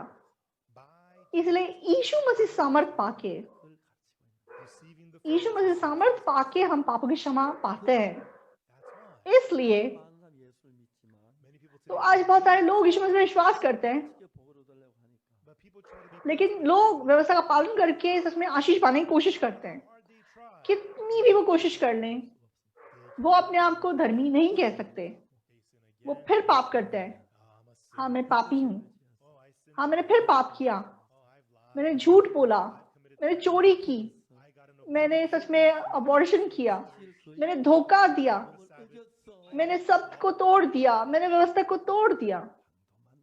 we are all हम सब डाकुओं से मारे गए व्यक्ति हैं। 진짜 중요한 얘기합시다. let's talk about something तो really अब हम बहुत जरूरी बात करना शुरू करेंगे। here 강도 만난 यहाँ पे 강도를 만나 죽어가고 있어. this man was तो ये व्यक्ति यरूशलेम से होकर और जा रहा था, रास्ते में डाकू ने उसे पकड़ लिया, लेकिन 어떤 여행하는 어떤 사마리아인이 있어. there was a certain लेकिन वहां पे एक सामरी यात्री आ निकला। 강도 만난 자는 우리고 the man तो यहाँ पे डाकुओं से मारा गया व्यक्ति हम हैं, 예수님을 가리킵니다. and the Samaritan और जो सामरी है वो यीशु मसीह को दर्शाता है। 오늘날 신앙의 가장 큰 문제가 뭐냐면 now तो आज आत्मिक जीवन की सबसे बड़ी समस्या क्या है? 전체를 잘 모르기 때문에 because people लोग क्योंकि बाइबल को पूरी तरीके से नहीं समझते हैं, 버리기 때문에 people just interpret इसलिए जैसा उनको सही लगे उसके हिसाब से वो समझते हैं। 죽은 사람 구원할 수 있는 사람인 줄 알고 선한 사마리아인이 되려고 애를 쓰고 있는 거예요. people think of them इसलिए वो कोशिश करते हैं कि हाँ वे दूसरे को उद्धार दे सके, दूसरे को बचा सके और अच्छा सामरी बनने की कोशिश करते हैं। how तो बहुत ही हंसी की बात है ये, so laughable तो बहुत ही हंसने लायक बात है। we are हम उद्धारकर्ता नहीं हैं, 비구원자. we are the हमें उद्धार पाने की जरूरत है। 우리가 우리를 구원할 수 없습니다. we हम खुद को उद्धार नहीं दे सकते, 얻어야 합니다. we need to हमें उद्धार को प्राप्त करना होगा, 얻어야 합니다. somebody किसी और को हमें उद्धार देना होगा। 만난 자입니다. we are हमारा रूप इस डाकुओं से मारे हुए व्यक्ति का रूप है। do you आप समझ रहे हैं? 우리는 절대로 사마리아인이 아닙니다. we are हम सामरी यात्री नहीं हैं। 구원하지 못하는 누가 남을 구원합니까? हम अपने खुद को नहीं बचा सकते तो हम किसको बचाएंगे? 벗지 못해 발버둥치면 어떻게 남을 죄에서 건질 수가 있습니까? तो हम खुद अपने पापों से आजाद होने की कोशिश कर रहे हैं, हम किसी और को पापों से कैसे छुड़ा सकते हैं? 구원자입니다. the good Samaritan here तो यहाँ सामरी यात्री उद्धार करता है। among thieves is जो डाकुओं से मारा गया व्यक्ति है उसे उद्धार की जरूरत है। 아닙니다. we are the saved हम सच में हमें उद्धार पाने की जरूरत है, हम उद्धार करने वाले नहीं हैं। who can save उद्धार करता सिर्फ एक है, वो यीशु मसीह है। we are all हम सब ऐसे हैं जिसे उद्धार की जरूरत है, we need to receive the तो हमें उद्धार की जरूरत है। you have to know you can हमें जानना है कि हम अपने आप को या दूसरों को नहीं बचा सकते। so many बहुत सारे लोग भला सामरी बनने की कोशिश करते हैं, वो कोशिश करते हैं कि वे किसी और को बचाएं, दूसरों के लिए कुछ अच्छा करें। तो बहुत ही हंसने लायक बात है, तो बहुत ही हंसने लायक बात है ये। and their whole life तो इंसान अपनी पूरी जिंदगी अपना खुद का पाप नहीं धो सकता, and how could they तो कैसे वो किसी और को उद्धार दे सकता है? so the तो यहाँ पे मजेदार बात क्या है? 만난 자가 the man who fell among thieves डाकुओं से घिरा गया व्यक्ति, while he तो was जब वह मर रहा था, 와서 그를 건져주는 살려주는 이야기인데 it's the story of how तो हम कहानी पढ़ते हैं कि कैसे सामरी आता है और उसे बचा लेता है। 사마리아인은 여행하는 중 거기 이르러 a certain तो Samaritan एक सामरी यात्री वहां आ निकला 보았습니다. and he saw him और उसे देखकर, right सही है, he saw तो him उसने डाकुओं से मारे गए व्यक्ति को देखा and so he met him he saw him 첫 번째 और उसने उसे देखा, 상이 여겼습니다. और सबसे पहले उसने क्या किया? सबसे पहले उसने उसमें तरस खाया। do you understand समझ रहे हैं? 여겨서 두 번째로 had compassion on और उस पर तरस खाया, और दूसरा him went उसके नजदीक गया now और ask you, अब आपसे पूछूंगा, 누가 가까이 갔습니까? तो कौन किसके नजदीक गया? 강도 만난 자 가까이 갔습니까? 사마리 क्या डाकुओं से मारा गया व्यक्ति सामरी के नजदीक गया या सामरी उसके नजदीक गया? 예? 사마리아인이 가까이 갔지요. the Samaritan. सामरी उसके नजदीक गया. 사마리아인은 예수님을 가리키고 The Samaritan, तो ये सामरी यीशु मसीह है. 동안 우리를 살리지 he saves तो हम जो पाप से मरे हुए थे हमें बचाने के लिए 않는 사마리아인입니다. 참 강도 만난 हमें उद्धार one man who fell among thieves. देने वाला यीशु मसीह है और हम सच में डाकुओं से मारे गए व्यक्ति के समान हैं. Interesting thing here तो is, यह मजेदार बात क्या है? of these तो two, इन दो लोगों में से who is the तो one? काम किसने किया? That's what this is about. तो ये हमें बताया गया है. 이렇게 손질하고 If तो अगर आपको लगता है कि डाकुओं से मारे गए व्यक्ति ने काम किया तो आप ऐसे इशारा कर दीजिए. 자가 했으면 이렇게 하고 excuse me, if it दोबारा बताऊंगा, अगर worked, डाकुओं से गिरे हुए व्यक्ति ने काम किया तो ऐसे दिखा दीजिए, but if it was और अगर सामरी ने काम किया तो आप ऐसे इशारा कर दीजिए. 봅시다. okay, now let तो me ask you, दोबारा देखते हैं. hands down. आप अपने हाथ नीचे करो. 이제 어떤 사마리아인이 여행한 그 길을 갔지요. But a certain तो Samaritan एक सामरी यात्री वहां आ निकला 불쌍히 여겼지요. और उसे देखकर उसने उस पर दया की. 불쌍히 여겼습니다. सबसे पहले उसने उस पर दया की. 너 만난 자가 했으니까 사마리아인이었습니다. was that तो done किसने by दया की? thieves क्या or the डाकुओं से गिरे हुए व्यक्ति ने दया की या सामरी ने दया की? Yes. 사마리아인이 했죠. तो सामरी ने तरस खाया, राइट? 강도 만난 자 아무 일이 한 게 없습니다. The man तो who fell डाकुओं से मारे गए व्यक्ति ने कुछ नहीं किया. 했습니다. went to him, तो सामरी उसके पास गया, compassion, उस पर तरस खाया 그죠? went to him, right? और उसके पास गया 그다음에 기름을 부었습니다. And then और poured उसने उसके घाव पर तेल डाला. 기름을 부었어요. who किसने तेल डाला? 사마리아인이요. it was the सामरी ने तेल डाला. right? सही है. 그다음에 And then और उसके बाद 포도주를 부었죠. and poured उसने उसके घाव पर दाखरस डाला. 보통 이제 여행하다가 상처가 있으면은 when you're traveling and तो somebody gets जब hurt, आप किसी को चोट लग जाती है you pour oil and तो wine. उसके चोट पे 저는 이제 दाखरस और तेल डाला जाता है. You know, the तो जो दाखरस होता है उसके अंदर अल्कोहल होता है. 소독하기 위해서 알코올을 가지고 सो독을 at 하죠. the तो जब आप अस्पताल जाते हैं तो चोट को डिसइंफेक्ट करने के लिए अल्कोहल लगाते हैं. 알코올하고 아주 성격이 똑같습니다. the तो alcohol अल्कोहल और दाखरस का एक ही जैसे चरित्र है. 포도주는 알코올 성분이 있어 세균을 죽이기 때문에 and very strong. तो दाखरस के अंदर अल्कोहल होता है इसलिए वो जर्म्स को मार सकता है. 많지만 옛날 약이 귀할 때는 여행하다 이제 상처가 나면 먼저 알코올 포도주를 가지고 부어서 소독을 합니다. And so nowadays, तो आजकल बहुत सारी दवाइयाँ होती है लेकिन पुराने जमाने में जब कोई किसी को चोट लग जाती थी तो वे दाखरस डाल के उसको डिसइंफेक्ट करते थे. 입었거나 상에서 피부가 다쳤을 때는 or if your skin और मतलब जब आपको चोट लगती है और आपको जैसे जल जाता है और मतलब स्किन खराब हो जाती है 막 같은 그걸 막기 위해서 because the skin और मतलब स्किन के द्वारा अंदर मतलब जर्म्स जा सकते हैं 발라가지고 you put a layer of तो इसलिए उसके ऊपर वैसलीन लगाई जाती है to block the और ताकि मतलब अंदर जर्म्स ना जाएं. 기름과 포도주인데 and that's तो how ये oil and तेल और दाखरस का काम है 거기 있는 독을 제하기 위해서 소독하기 위해서 다른 세균이 들지 못하도록 붓고 and so you pour तो जो दाखरस है disinfection वो मतलब डिसइंफेक्ट करने के लिए डाला जाता है 있는 그 세균을 죽이기 위해서 포도주 알코올을 바르고 and so you put on the alcohol और सबसे पहले दाखरस लगाया जाता है, अल्कोहल लगाया जाता है कि जर्म्स मर जाएं 세균이 들어갈 수 없도록 막기 위해서 바세린 같은 거 대신에 기름을 붓는 거죠. and then you put on और the oil which will आप मतलब चोट के अंदर कीटाणु ना जाए इसलिए आप वैसलीन लगाते हैं. उसी प्रकार तेल लगाया गया 그 상처에 붓고 pouring in oil and wine तो on his wound. तेल और दाखरस उसके घाव पर लगाया गया और उसकी पट्टियां की. Is that right? समझ रहे हैं? 누가 했어요? Who did the bounding on? तो पट्टियां किसने की? Yes, 사마리아인이 했죠. was the सामरी ने की 그 다음에 자기 짐승에 태워 and put him on और फिर उसे अपने जानवर पर बिठाया. वो किसने किया? yes वो भी सामरी ने किया 마으로 데리고 갔어요.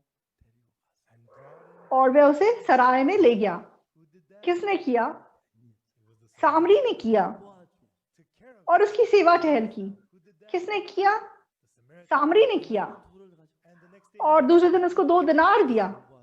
and told that और कहा कि तुम इसकी सेवा टहल करना और जो कुछ तेरा और लगेगा मैं लौटने पर तुझे भर दूंगा। this. First of all, तो हम इसका हिसाब लगाते हैं। 맞습니다. सबसे पहले सामरी डाकुओं से घिरे हुए व्यक्ति को मिला। 불쌍히 여겼습니다. सबसे पहले उसने उस पर तरस खाया 가까이 갔습니다. और दूसरा वह उसके नजदीक गया 부었습니다. और तीसरा उसके ऊपर तेल डाला, फिर उसके ऊपर दाखरस डाला 싸맸습니다. and bound और फिर उसकी पट्टियां की। 싸는지 모르겠지만 with his clothes. तो पता नहीं कपड़ों से पट्टियां की या किससे पट्टियां की, And then put और फिर अपने जानवर से बिठाया और उसे सराय में ले गया, उसकी सेवा टहल की 나리온 돌을 줬습니다. और 2 दिनार निकाल के दिए 후배들 올 때 갚으려고 했어요. and और उसको बोला कि जो तेरा और लेगा वो मैं वापस आके भर दूंगा। 그 여기서 तो यहाँ पर 강도 만난 자는 the man, 사마리아 은혜를 입었는데 the man who तो fell डाकुओं से मारे गए व्यक्ति ने अनुग्रह पाया सामरी के हाथों। 있는데 these 10 things तो ये 10 चीजें जो सामरी ने की, 대답해 주세요. of these तो आप अच्छे से मुझे जवाब देना। 강도 만난 자가 한 게 몇 가지입니까? तो इन 10 चीजों में से do. डाकुओं से मारे हुए व्यक्ति ने क्या किया? उसने एक भी कुछ भी नहीं किया। That's exactly तो ये बिल्कुल यही सही बात है। 강도 만난 자 이야기는 우리 구원받는 이야기인데 the story of the तो man. ये डाकुओं से व्यक्ति का उद्धार पाना हमारे उद्धार की कहानी है। 우리는 아무것도 없습니다. To be saved, उद्धार पाने के लिए हमने कुछ नहीं किया है, हम कुछ नहीं करते हैं। forgiving our sins, हमारे पापों की क्षमा प्राप्त करना, dying on the cross. 우리 क्रूस पे मरना, 모든 것은 सब कुछ 우리가 손대면 안 되고 We should हमें अपना हाथ उस काम में नहीं लगाना है। 하지 않은데 it's 100% ये सब कुछ यीशु मसीह ने किया। 죽으시면서 यीशु मसीह जब क्रूस पे मरा, 다 이루신 것입니다. उसने हमारे लिए ये सब चीजों को हासिल कर लिया। 만난 자는 아무것도 안 했어요. the man who fell away. डाकुओं से घिरे व्यक्ति ने कुछ नहीं किया। 구원자하고 피구원자가 있는데 There is the तो Savior and the एक उद्धार देने वाला है और एक उद्धार पाने वाला है। 아무것도 없습니다. there is nothing for तो उद्धार पाने के लिए सच में हमें कुछ नहीं करना है। 모든 한 분은 예수 그리스도입니다. it is Jesus हमारे उद्धार के लिए सब काम करने वाला यीशु मसीह है। 일을 했습니다. for us to be तो उसने क्रूस के ऊपर अपनी जान दे के हमारे उद्धार के लिए सब काम पूरा कर दिया। हमें सिर्फ उस पर विश्वास करना है। Jesus was crucified. यीशु मसीह क्रूस पर चढ़ाया गया। 그렇게 해야 되는 게 아니라 It's not that मुझे सच में ऐसा नहीं है कि मेहनत करने की कोशिश करनी है, 답을 받았기 때문에 क्योंकि यीशु मसीह ने सच में सारी कीमत क्रूस पे पा ली। all my sins are उसने हमारे सारे पाप को धो दिया। अब मुझे करने के लिए कुछ बाकी नहीं रहा। true at the cross. I तो मुझे क्रूस पे मैं धुल गया, मुझे सिर्फ विश्वास करना है। That's what this means. ये कहानी है। 오늘 많은 사람 어리석어서 Many people today are तो आज लोग बहुत मूर्ख हैं। 해서 they want वो सोचते हैं कि उन्हें कुछ अच्छा करना है और आशीष पाना है। 열심히 새벽 기도 다니고 so they try वो hard. मेहनत से प्रातःकालीन की प्रार्थना सभा में जाना है 충성 그래 और दशवान देना है, बहुत वफादारी से कुछ करना है। Try to go to heaven. बहुत से लोग ऐसे काम करके स्वर्ग जाने की कोशिश करते हैं, लेकिन ऐसे लोग एक भी स्वर्ग नहीं जा सकते। हमारे कामों से हम स्वर्ग नहीं जा सकते, क्योंकि हम कुछ नहीं है, सिर्फ पाप हैं। If we could do it, Jesus would. अगर हम कर सकते तो यीशु को क्रूस पर मरने की जरूरत नहीं थी। 피로 죄가 사실 But through the blood तो यीशु ने जो लहू क्रूस पर बहाया, उस लहू से हमारे पाप धुलते हैं। 지냈고 and his death on the तो cross was in our place. उसकी क्रूस पर जो मृत्यु है वो हमारी मृत्यु थी। 해서 참 죄송합니다. 이 사마리아인이 와서 이런 일을 해서 강도 만난 자 온전히 구원했습니다. The तो Samaritan सामरी यात्री ने ये सारे काम किए और तब डाकुओं से मरा हुआ व्यक्ति सिद्ध रूप से बच गया। 피구원자지 우리가 구원자가 아닙니다. everyone we are हम उद्धार करने वाले नहीं है, हमें उद्धार पाने की जरूरत है। आमीन। 우리가 구원자가 아닙니다. we are not हम उद्धार करता नहीं है, 가만히 있어야 됩니다. हमें चुपचाप बस रहना है। 우리를 구원해야 합니다. and it is Jesus यीशु मसीह को आके हमें उद्धार देना होगा। 아무것도 안 the 했습니다. man who fell away. डाकुओं से घिरे व्यक्ति ने कुछ नहीं किया। 그런데 डाकुओं से घिरा हुआ व्यक्ति सिर्फ मर रहा था। 모든 건 사마리아인이 했지 손꼽만 강도만 하는 게 아무것도 all तो सब काम उसके लिए सामरी ने किया, उस व्यक्ति ने खुद कुछ नहीं किया। 강도 만난 자를 만납니다. as he वो journeyed एक सामरी यात्री ने उसे देखा, he went to him वह उसके पास गया, compassion उस पर दया की, 죽고 उस पर तेल उड़ेला, दाखरस उड़ेला, उसको पट्टियां किया, अपने जानवर पे बिठाया, सराय में ले गया, सेवा टहल की, अगले दिन 2 दिनारी दी और कहा कि आगे इसकी सेवा टहल करना, जो तेरा और लगेगा मैं वापस आके भर दूंगा। तो इस डाकू से घिरे व्यक्ति ने इसने 10 अनुग्रह पाए। तो इस 10 में से तो सराय डाकुओं से घिरे व्यक्ति ने क्या किया? उसने एक भी चीज नहीं की, सब कुछ सामरी ने किया। तो ये सच्चाई है। उद्धार के लिए हमें कुछ खुद नहीं करना है। अगर हम खुद कर रहे हैं तो वो गलत है। जब यीशु करता है तो वो सिद्ध है। यीशु मसीह ने क्रूस पर अपनी जान देके हमारे पाप को सिद्ध रूप से धो दिया, उसने हमें पवित्र कर दिया, उसने बड़े से ज्यादा उसे सफेद कर दिया। तो हमें क्या करना है? सिर्फ उस पर विश्वास करना और कुछ नहीं करना। आमीन, आमीन। सिर्फ विश्वास करना है, सिर्फ विश्वास करना है और कुछ नहीं करना है। हमें उद्धार पाने के लिए अगर हम कुछ करेंगे तो उद्धार नहीं है। उद्धार उद्धारकर्ता की ओर से है। उद्धार पाने वाला व्यक्ति खुद कुछ नहीं कर सकता। इसलिए इफिसियों 2:8 में अनुग्रह ही से तुम्हारा उद्धार हुआ है। अनुग्रह क्या है? तो डाकुओं से घिरा हुआ व्यक्ति, उसने सिर्फ उद्धार पाया, उसने तरस खाया, सामने उसके नजदीक किया, उसके ऊपर तेल डाला, ये भी अनुग्रह है। उसके ऊपर दाखरस डाला, ये भी अनुग्रह है। उसको पट्टियां की है, ये भी अनुग्रह है।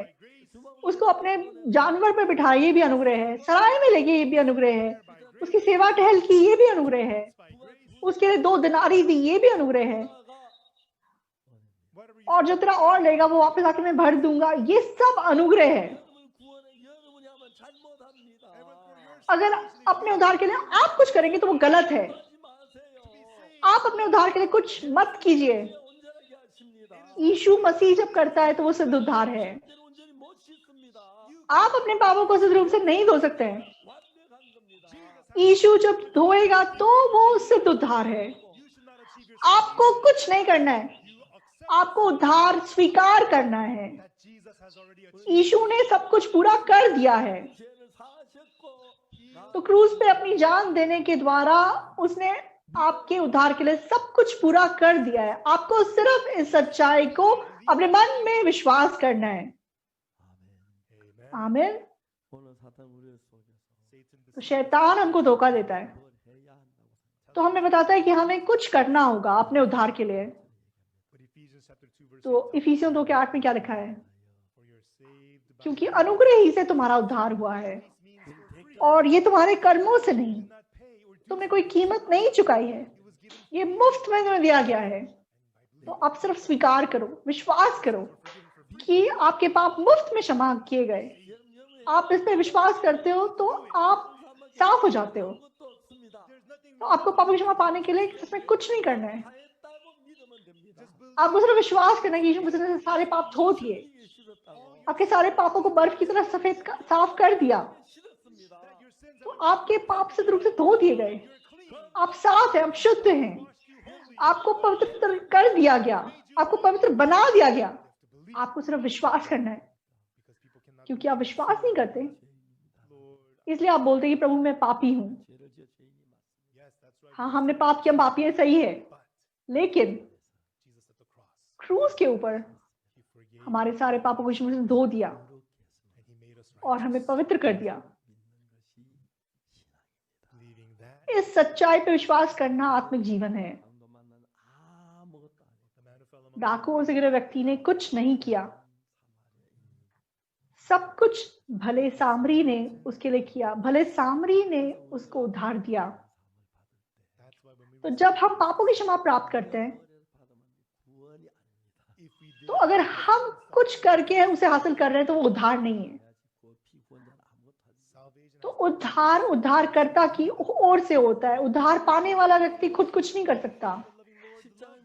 दोस्तों, परमेश्वर ने हमें प्यार किया, इसलिए जब यीशु मसीह क्रूस पर चढ़ाया गया तो हमारे सारे पाप सिद्ध रूप से उसने धो दिए 구원하셨습니다. And he और हमें उसने पापों से छुड़ा लिया। 하는 것이 그걸 그냥 마음으로 믿음으로 받아들이면 it is not the तो हमें और कुछ नहीं करना है, सिर्फ हमें विश्वास से मन से उस सच्चाई को स्वीकार करना है। Amen.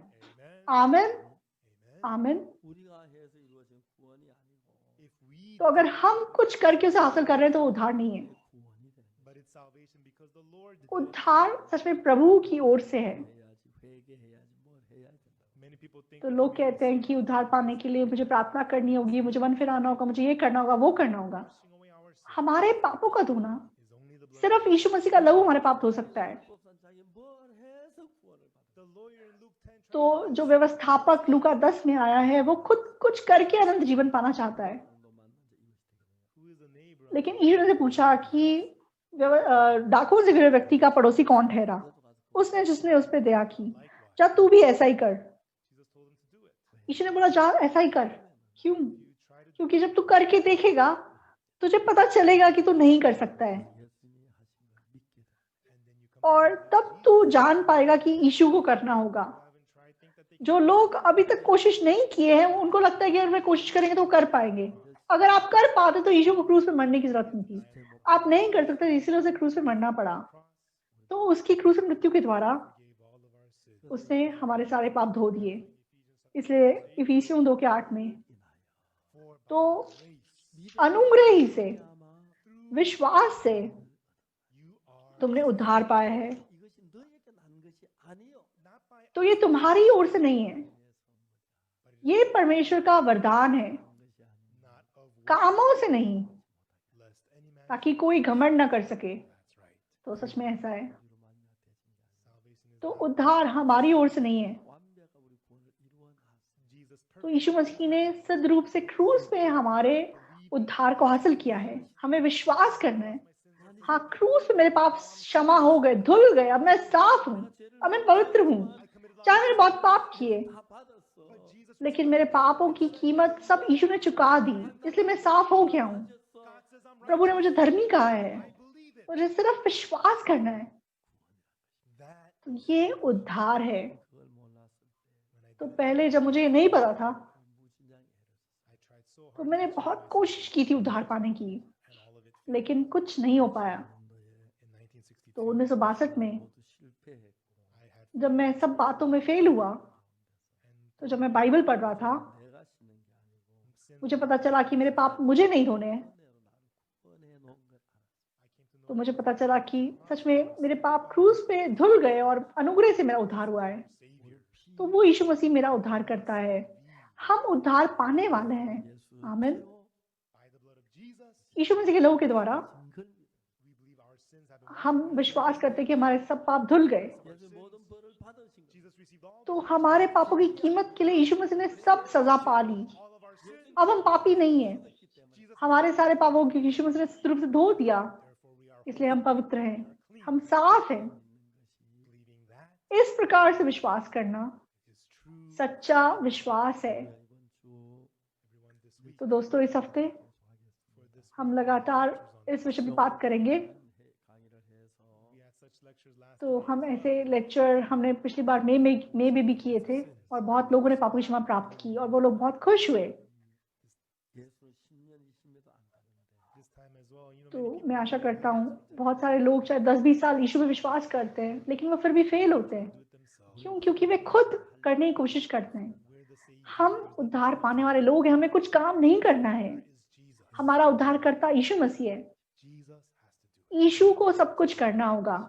As Jesus was crucified, on जब यीशु मसीह क्रूस पर चढ़ाया गया he received the punishment. तो उसने हमारे पापों की कीमत चुका दी He और saved हमें उद्धार दे दिया। believing ये हमें विश्वास करना है। if you try अगर आप खुद उद्धार पाने की कोशिश करेंगे it's nothing but pain. It तो doesn't work. आपको सिर्फ दुख होगा, दर्द होगा, आप कुछ नहीं कर पाओगे। When you accept by faith the fact लेकिन जब आप विश्वास करेंगे कि यीशु मसीह ने आपके सब पापों को सिद्ध रूप से धो दिया है, 하나님의 영광이 क्योंकि सबने पाप किया और सब उसकी महिमा से रहित हैं, परंतु उस छुटकारे के द्वारा जो मसीह यीशु में है, 값없이 through the redemption अनुग्रह से सेंत में धर्मी ठहराए जाते हैं। are 의롭다 하심을 justified. 받았습니다. We have been तो हम धर्मी ठहराए गए। to every single one. आप में से हर एक व्यक्ति यीशु मसीह के लहू के द्वारा आपके पाप धुल गए, आप धर्मी ठहराए गए। आप सिर्फ इस सच्चाई पे विश्वास कीजिए। आमीन। That is true. ये सच्चा विश्वास है। Don't try to achieve आप खुद कुछ करने की कोशिश मत कीजिए, not achieve आप salvation. नहीं कर पाएंगे। हम उद्धार खुद नहीं पा सकते। यीशु ने हमारे लिए उद्धार को हासिल किया। मैंने भी ऐसे उद्धार पाया So Jesus helping me with और मैंने देखा कि यीशु ने तब से मेरे जीवन में मेरी मदद करनी शुरू की और मुझे आशीष दिया। will believe Jesus. मैं आशा करता हूँ कि आप यीशु पे विश्वास करेंगे। Work for you to do has ended. तो आपको कुछ नहीं करना, आपके काम खत्म हो गए हैं। यीशु ने सब कुछ कर दिया है। हम प्रार्थना करेंगे। 하나님 아버지 앞에 감사합니다. Our Holy Father, पवित्र पिता परमेश्वर, आपको धन्यवाद देते हैं। 멸망을 받아야 하는데 we're supposed to be प्रभु, हमें सिर्फ शापित होना, सिर्फ नाश होना था, 모든 죄를 담당해 주었습니다. but Jesus Christ. लेकिन यीशु मसीह ने सच में हमारे सारे पापों की कीमत चुका दी। 처벌이 끝났습니다. The punishment of our प्रभु, हमारे पापों की सारी कीमत क्रूस पे खत्म हो गई। sin is holy. आपने हमें पवित्र कर दिया। धन्यवाद देते हैं। We believe you प्रभु, हम आप पे विश्वास करते हैं। in the name of Jesus. यीशु मसीह के नाम से प्रार्थना करते हैं। Amen. आमीन। 감사합니다. Thank you. धन्यवाद।